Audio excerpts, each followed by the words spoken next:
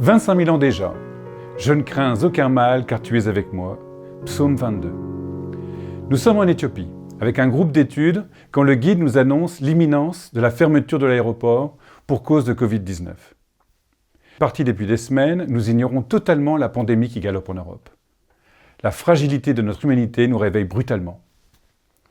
Notre avion atterrit parmi les derniers, l'aéroport est presque vide et n'est plus qu'un labyrinthe de couloirs inutiles. Nous avons quitté le berceau des premiers hommes pour découvrir le programme proposé par l'homme moderne. Télévision, commerce électronique, masques, gestes barrières et solitude. Une relation humaine réinventée, innovante pour les uns, et une humanité dépouillée de sa vocation d'aimer, un cauchemar pour moi. Quelques heures d'avion ont suffi pour franchir les 25 000 années de l'histoire de l'humanité.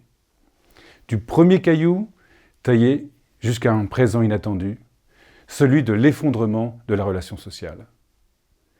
Pourtant, il s'en est passé des aventures depuis l'apparition de l'Homo sapiens, des sommets d'intelligence, des abîmes regrettables, mais surtout, la naissance de l'amour sans calcul.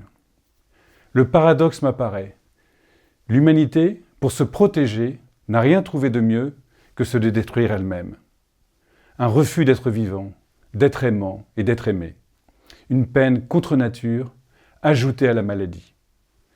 Le bec cloué derrière le masque, les mains contre le corps, le regard méfiant, la société nous isole.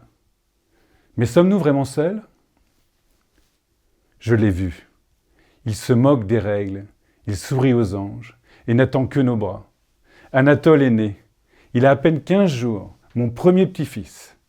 Le mystère de la vie se renouvelle devant moi, comme jadis en Éthiopie. En ce présent désolé, l'émerveillement ressurgit. L'annonce heureuse se manifeste. Dieu est bien là, fidèle. Il partage avec nous cet instant de joie, d'étonnement et d'épanouissement. Par la vie donnée, sa parole nous atteint et nous donne la force de sourire dans l'attente du retour des étreintes fraternelles. Comme le pape le déclarait, soyez des messagers de la vie en temps de mort.